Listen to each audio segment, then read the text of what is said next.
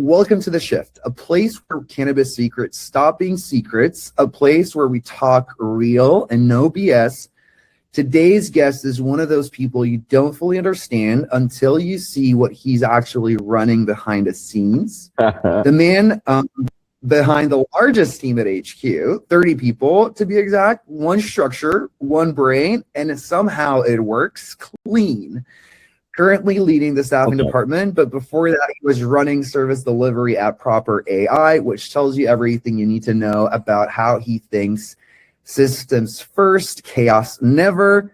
If you ever wondered what it takes to actually manage scale, not to talk about it, not pretend it, but run it, track it, and optimize it, this is the guy. Also, quick disclaimer, last name sounds Italian, but don't get confused. It is a trap. Welcome to The Shift, Marco Pizano.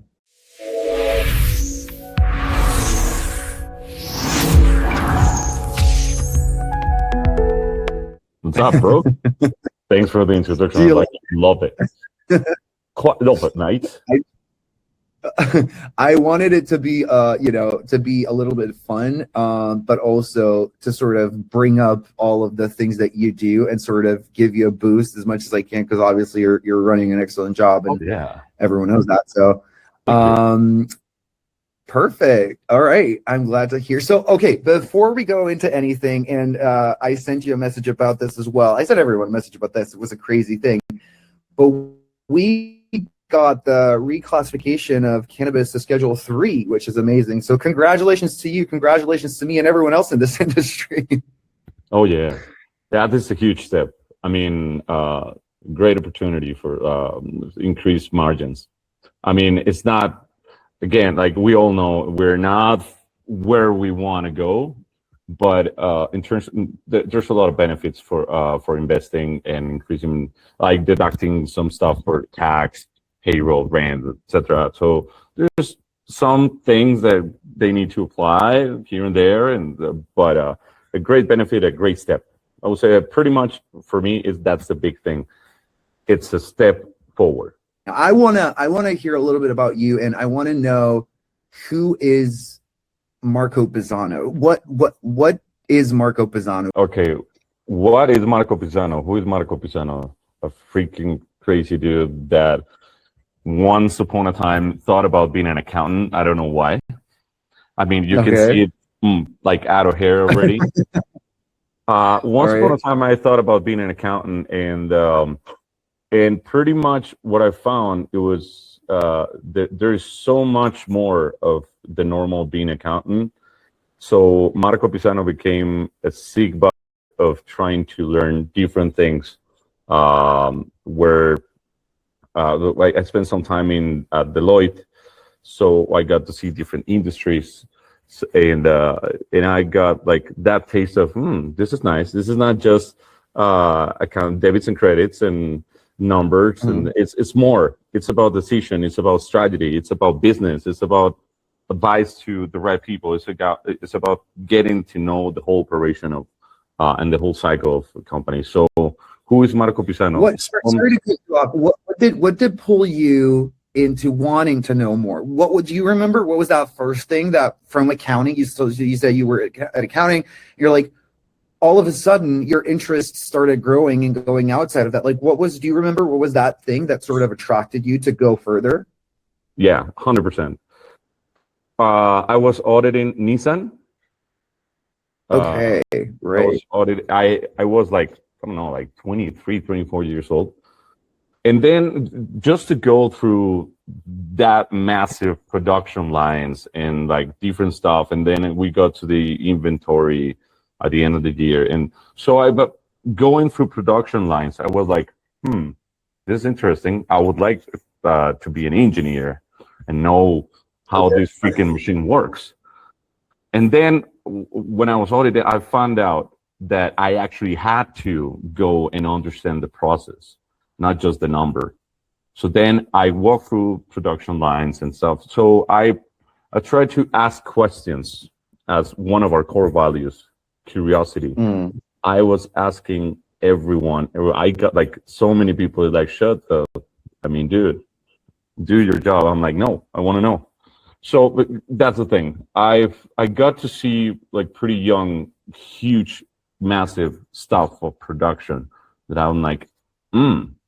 And how does it work? Like how do we get this piece, the raw material, and then how does it converge to something else? And where do you get it? And like what are the Incoterms on like how do you manage to like the cost, the sales, the distribution, the everything? And because at the end of the day, my brain, and I had good mates and managers and partners and Deloitte there. At the end of the day, I always wanted to think about a whole business and not just a piece of it. So once you think about a whole thing, if you see accounting is boring for like 99.99% of the people. But when you look at the financial statement and you say like these numbers, when you start reading it as transactions of numbers, but then do we get profit, loss, whatever, expenses, what are we spending on? But then you think and you connect the whole transactions, and then you start like the business, the cycle. What are we here? What is the final goal for each company? Money. So what's the in? What's the out? Why? The question of why these numbers are moving like this. How can we improve these numbers so we can grow, we can sell more, we can move more, et cetera, et cetera. So that's the thing. Hope I answered your question. Yeah, you definitely did. But that is also interesting because what you just said right there was sort of a culmination of all of the things that HQ sort of looks at as its pillars, such as you said, like curiosity, interest, wanting to learn more, wanting to understand more, development, and so on and so on. So it, And you be know, more now, efficient.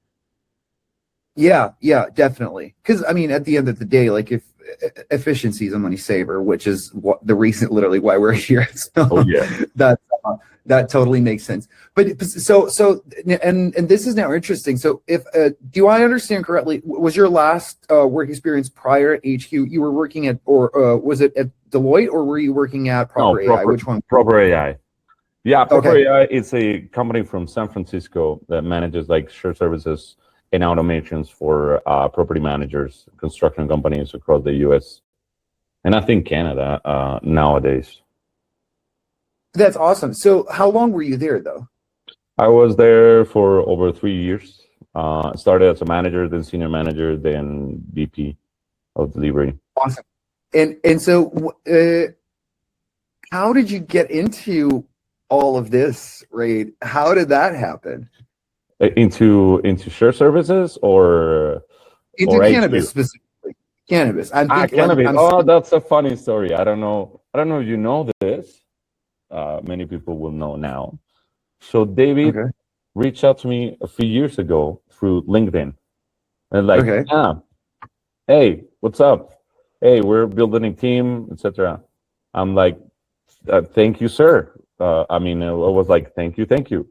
Right now, I was in the road of building a lot of structure, leadership at when I was senior manager and VP at Proper. So that was a time that I had a big challenge there, a mission. I do believe a lot in missions in terms of what you do in a company. So I'm like, thank you, sir. I appreciate it, but for now, I'm doing something important here. So I'm not gonna move.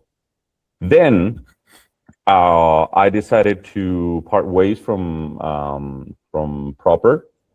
Many reasons. It's a great company. I still message with the CEO. It's like awesome, dude.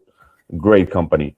But at a certain period of time, I decided to I need to move from there.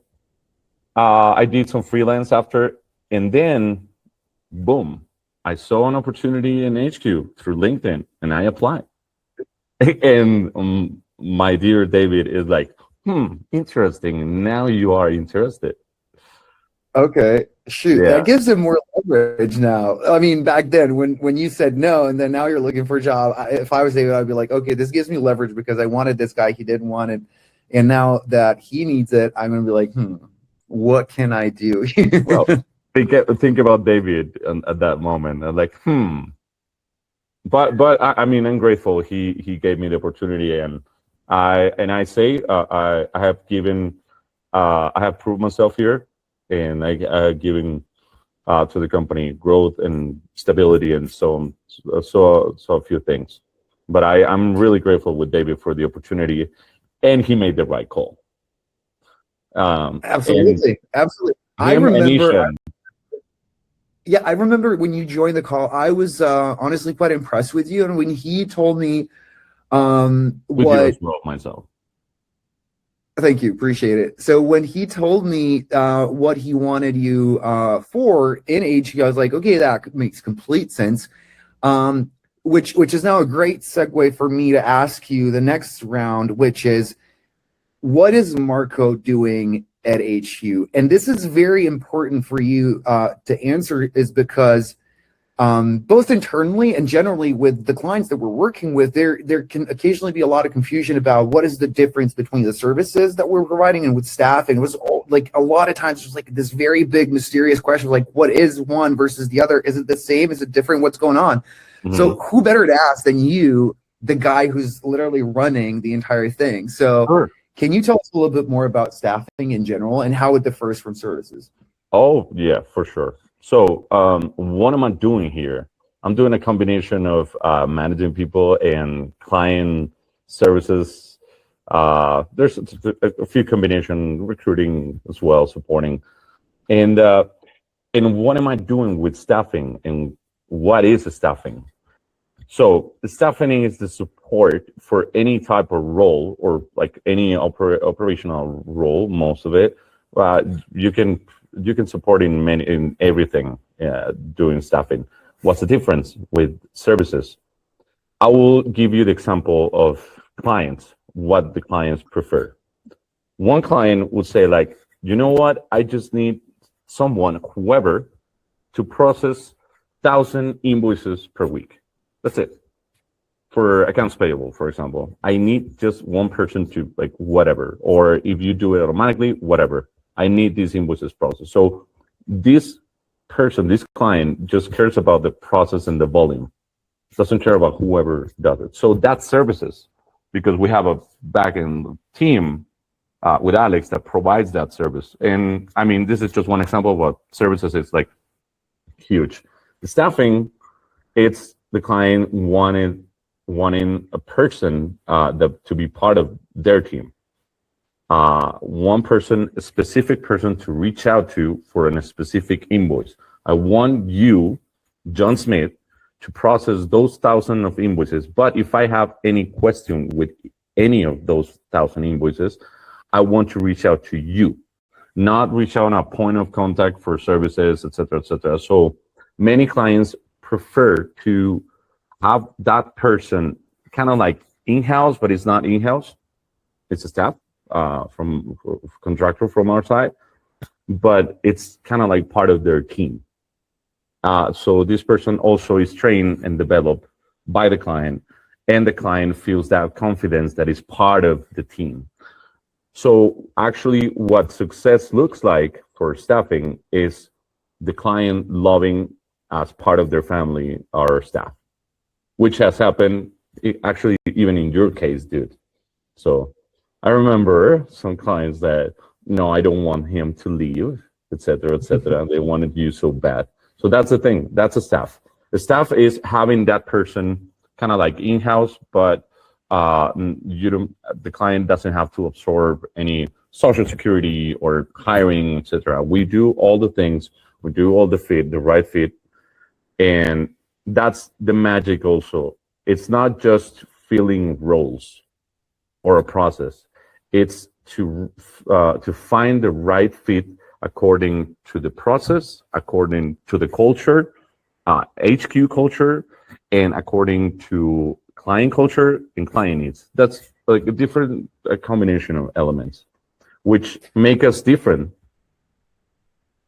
Yeah, and so that is perfect what you said there, because pretty much, like, let's say staffing, the way staffing functions is like, you would want to have a workforce that we're going to find for you.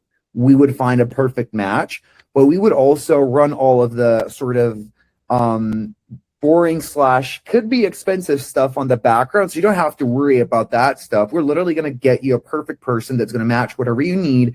They're going to be following your processes. They're going to be doing whatever you might require from them for that particular position, but without the HR stuff, the compensation stuff, all of that stuff is going to be handled by us. You're literally going to get a person and you're going to be having that person do whatever needs to be done in that position, right? Yeah, but like I'm all like data driven, so let me give you a few numbers.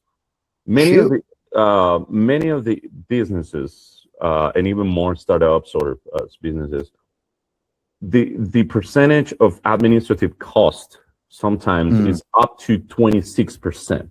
So, dude, how are you going to grow and operate something business if your operation and expense is that huge? 26% for like accounting, administrative stuff. It's like it's not a scalable model. So that's the solution. Hey, don't worry. You don't have to pay that much. You can pay up to 30, 50, 70% less, depending on the seniority of the role. But even you can get even one person that is more experienced, because at the end of the day, it's like lower cost, but more experience, you know? Yeah. So that's and also, so that's thinking about money and to be more scalable for the business. But also you think, okay, how do I scale my business if I don't have time? So that's the most important part. At the end of the day, you need strategy. You need to think. You don't, like, if you're running a business and you're every day, or it's not your business, but you're management of that business, and you're like in a daily, I need to finish this and I need to finish that. When are you going to think about strategy, grow, efficiencies, etc., to be scalable? So you need that time. That's also a relief from our side. That's where we come in and reduce your cost, automate some process, improve your process, build SOPs that it like doesn't exist in many places. And also, guess what? I give you your time back. Think about how we improve, how to grow, how to make more money. That's the thing. Time is money, bro. That really does make sense. I mean, it is a cost-saving thing.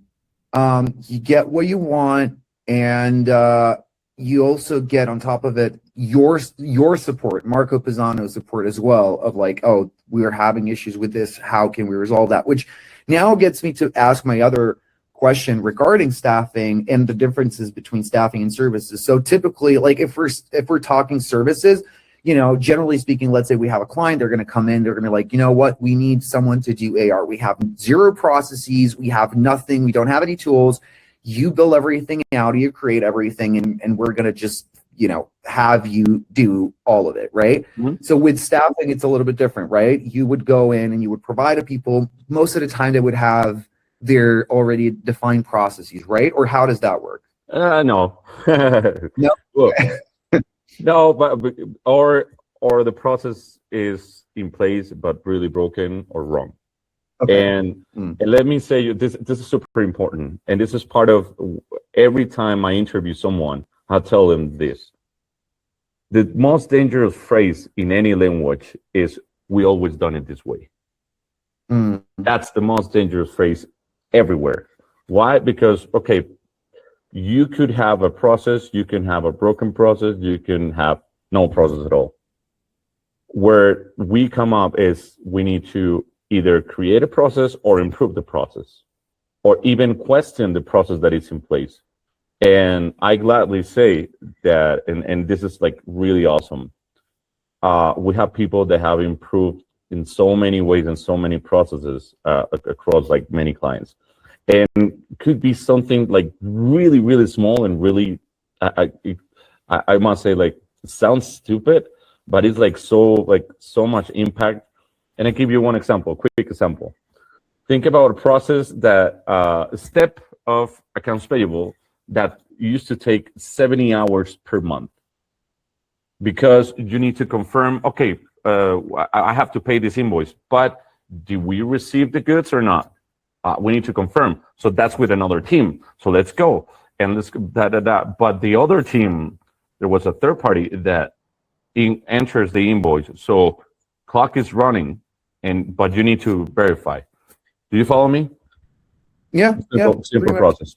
Okay, so the back and forth of verifying that, it used to take 70 hours per month. So one of our awesome girls just said like, hey, why don't we tell the third party that is like inputting the invoices, wait for 1 week, and we will reduce over 50%, 60% of the reconciliation back and forth. It sounds like pretty simple, and like so the manager of the client was like, okay, let's try. Boom, 70 hours saved in 1 month. Wow, that's a lot. And that's a small thing. Another example, and you know this girl, Laura Contro. She became a team lead, but becoming a team lead comes with challenges because you have a lot of responsibility, but also you have also hands on deck, you know? So she was like not enough time. I'm doing a lot of overtime. Like so this girl that is not like engineer finance. It's just like, hey, let's ask ChatGPT. Let's use Replit. Boom. She just made an automation for cash application that is awesome, and you will see it pretty soon because this is going to be applying for another clients as well. Why? Because she's like, I cannot hold this anymore. Like there's too much volume, too much responsibility. I need to automate something. And we have a team that develops engineers and so on, HQ, and she's like, let me try it. Let me do them. Boom, boom, boom. There you go. She just saved herself. I love that. Yeah. So anyway, the answer is staff, or the comment is staff is not just about filling a role. Staff is finding the right person that could give you a big impact, not just doing one task, improving the process, automating. There's a lot of automation, small automations, huge automation that could be done. You can do an automation with Excel. You can build something with an app script in a Google sheet and save you 10 hours per week. So you just need to ask ChatGPT and then like perhaps use Replit or tons of other tools. So we need those type of person there that can take a look at your process and say, hey, we can do it better, or this is wrong. We need to. It's not like we can do it. It's like we cannot continue doing this because it's wrong, because of our financial standard, because of the time that is spent, because of whatever. Again, it's the dangerous phrase. We always done it that way. This way is the most dangerous phrase in any language. Yeah, that's exactly what I wanted to ask you, because going back to that phrase, when you say something like that, you're literally limiting innovation at any point in future, right? Because you're putting a full stop to whatever conversation. And now my question to that would be, and I'm assuming you probably came across some of these while working here, but have you had situations where you're like, you know what, guys? This is something that is a bad process. It has to improve. It has to be changed. It has to be altered. We need to create a fully new one. And you hear on the other side, no, we're not doing it. How do you cope with that? How do you handle that? And how do you manage to pull it up on your goal, which is ultimately to improve everything? Patience. And I would say patience is not my last name, but you need to develop. Patience in cannabis. Are you sure? I mean, honestly, dude, again, look at my head. But no, it has happened. So how to do it and accomplish is patience, step by step. There will be resistance. There will be people that actually get mad. There will be people that also could be afraid of losing their job. And there could be nasty comments as well. So you need to be patient, and you need to be consistent, and you need to be resilient on the idea. There is this a little bit of a paranoia when it comes to the industry about change, generally speaking, especially if we're talking tech. Why is that? Well, I can tell you like a list of different stuff, and at the end, it's a combination. So one of them is some management is not actually in the cannabis culture. It's just manager. It's just an engineer. It's just most of them are, but I have found in many clients that they're not into the cannabis culture. So that's one. The other part could be actually the part of, no, this is the system that it has always worked for me, and I don't want anything different. So that's like, this has worked for me, and I don't want nothing different. That is the other part. But I would say gladly, not that many cases like that. Many of the cases, and I appreciate it, I am really grateful for that. Many of the clients that I support are people super open for automations, for improvements. So most of them, that's the beauty so far of my job.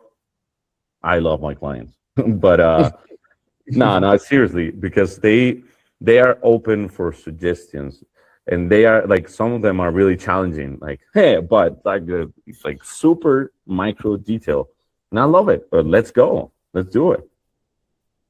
That's awesome. And one of the other things, which is again very important, and this is a little bit of internal information, but every single person that is your report, like, they really like work. They love you. They really trust you, and they feel safe with you, which is not something you can say for a lot of managers. Because a lot of managers are just managing. They're not leading. They're not being supportive.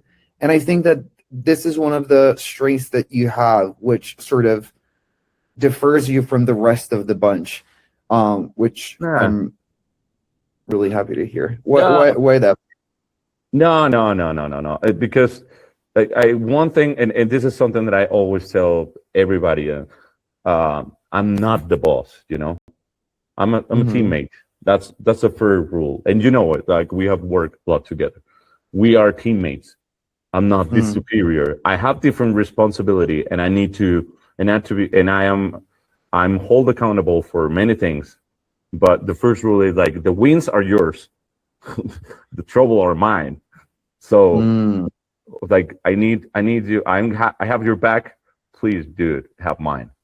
And the way that you have my back is doing a great job. That's one thing. The other part is, I'm old, dude. I mean, well, not that old, but I can say that. No, I'm not that old, but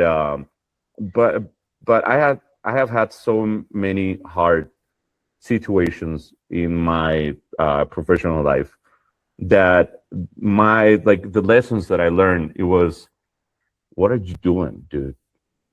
You're spending 8 hours, 10 hours per day working. That's your life, and I need to enjoy my time. And how am I freaking going to enjoy my time if I don't get along with people? So I'm not a believer of the we are here just for work, and like, I don't make friends at work. I'm like, I mean, I don't know. I cannot say that it's right or wrong. I can say that it doesn't fit with me. Why? Because I still have a lot of friends from previous companies. A lot. I mean, I still call them, I still hang out with them, I still travel with them. Why? Because you spend your life at work. That's a real thing. So why the heck do I have to be a robot? No. And the other part is, whoever I'm is part of the team, I am usually, and you know me, that like, I don't go around, and I'm pretty straightforward dude. So, but now I care about building community. I care about, like, the people. And I guess also it's part of my education, like, I was educated that way. How hard it is to build a community Oof. and to lead a team that is fully remote. Because what people might not know about HQ is that we're a fully remote company. Like we Mhm. don't have, obligatory office hours or something like that. Like we literally, everyone works remotely. Occasionally we meet each other if, we're traveling and stuff like that, if we're having events in the industry or whatever.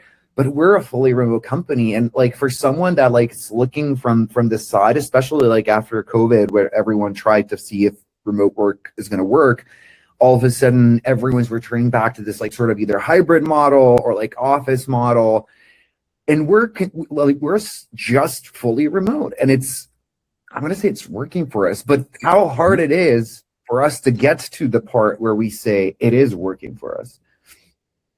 Where I can tell you what works for me.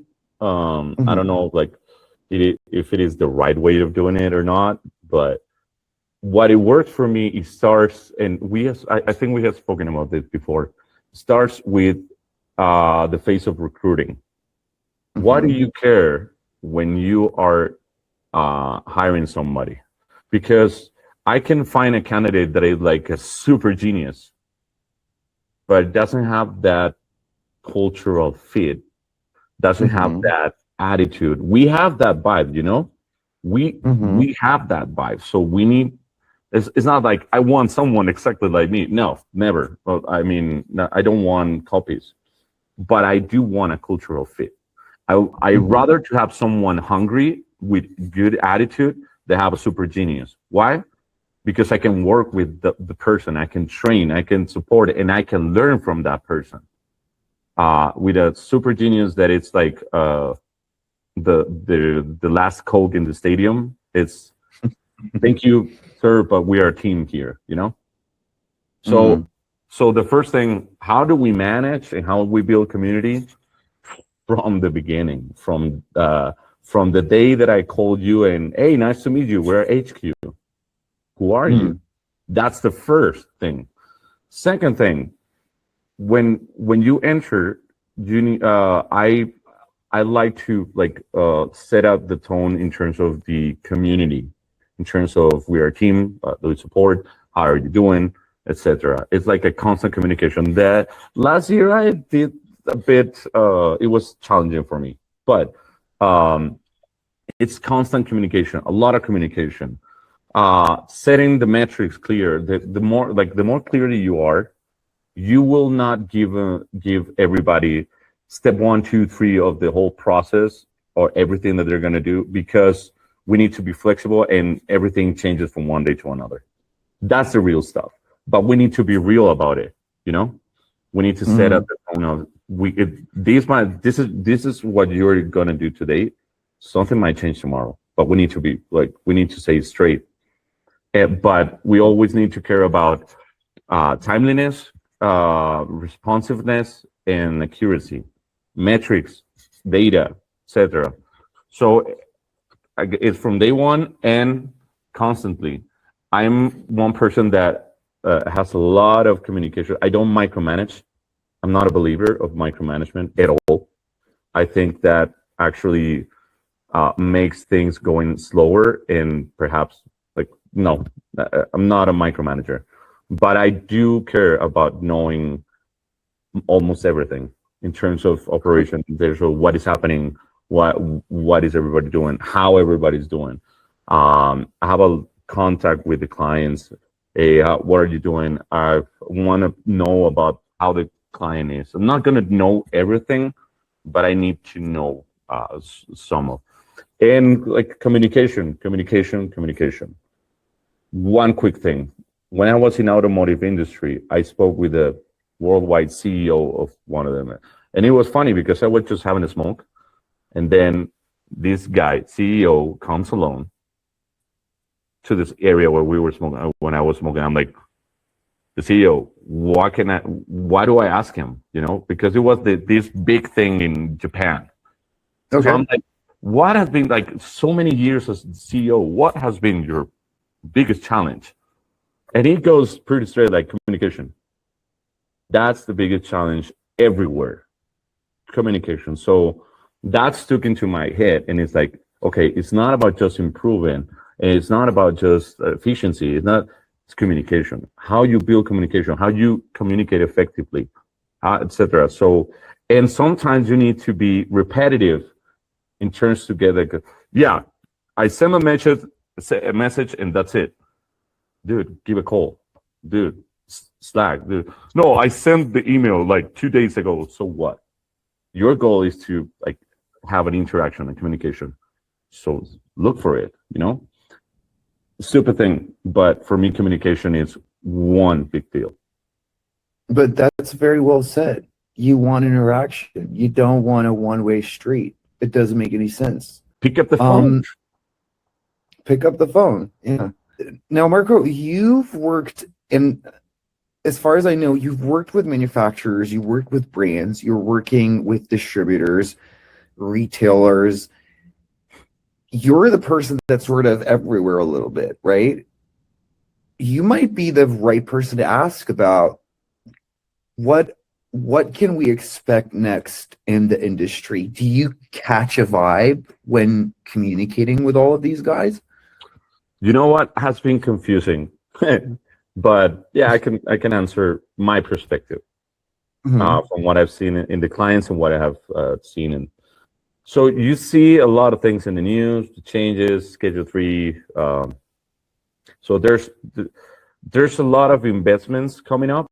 There's a lot of big names coming up. Companies from Canada that are growing in the US as well. But there's a lot of challenge in terms of cash. So what do I see? I see an industry growing this year better than last year. Last year was kind of like an inflection point, or like tough. I don't know. It was weird. But this year I see a bit of growth, but also a challenge of how are you going to manage your cash? Cash, it's always been the king. So time's up. So whoever managed better the cash, and it's not about to hold the cash. It's about interact with the cash. You need to move the cash. You need to pay, but you need to receive. You need to do the whole transaction to make this whole cycle alive. So whoever manages better their cash, I think is going to be top.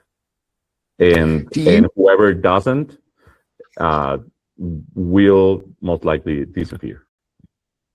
That's a very good point. Do you think now, based on what you said, do you think that maybe a lot of businesses might now, given that there is this very big opportunity, do you feel like some businesses might be having issues or scaling, let's say, because they were not prepared? Or do you think that the better sort of, or more often, more frequent situation might be that these businesses have been waiting for this for so long that they've been preparing for it, and that now they're going to be scaling full on without any errors? What do you think is the more likely one? Let me put it this way. What I have seen is that many people is like, or many businessmen try to hold into, I've done it this way, some cases. Okay. And, I see where you go. Yeah. So at the end of the day, it's like, yeah, I don't care about this, and I don't care. Let me put it this way as well. Finance is boring. Accounting is boring. When you start reading the financial statement and see like, hey, these transactions did and that. So you need people to read and not just thinking about like a margin of profit. You need to think about, how can I reduce my cost? How can I improve efficiency in OpEx? How can I sell more? How can I make a distribution more efficient? You need those type of questions, and you need to know where your transactions move and where, according to the market, according to the numbers of the market as well. So you need a combination of things. So the short answer is you need to educate yourself in terms of uh, the information and the transactions that you do in order to make better decisions moving forward. And how are you Mm. going to do it? Let Either loose, man. People just need to let loose, and they have to be less paranoid, and I think less stubborn and less ego driven. It's a yes, lot I'm now. sorry, yeah, Think about less but it ego. is that's pretty much it. Like, just let go of the ego, let go of stubbornness, and Think feel free to business. listen a little bit more. And when you start listening, you're gonna sort of differentiate the actual noise from a melody, and you'll be able to understand which one is what and where you focus your attention to. Yeah. Awesome. Look, this was a very interesting conversation. I loved it, and I feel like we're just at the beginning of a bunch of other things that we can go through because Sure. you're an extremely interesting person. But I obviously this is not the last time we're going to be talking a lot more in the future. Funny fact, Because yeah, dude. Funny go fact. ahead. I had a podcast for several years. Oh, really? About what? Oh, about everything, but most of it about music, cinema, and some politics, like but fun stuff. Love that. Yeah. It's perfect. So Yeah. you're kind of this is your territory. You're not. And I did some actually commercials for like I work for a radio station as well. So Awesome. That's great. Did yeah, not know that. So see how interesting you are, man. We're definitely going to have more of these conversations in the future. sure. But I appreciate your time today. Really, I do think that whoever jumps in to watch this one, they're definitely going to learn a lot more about a bunch of things that you do right now and that HQ is doing with you as well. But they might also learn a couple of things about industry and about these different types of individuals and companies that there are in the States and some other countries as well. So thank you so very much. Appreciate you once again. Have a great rest of the day, and we will chat soon, Marco.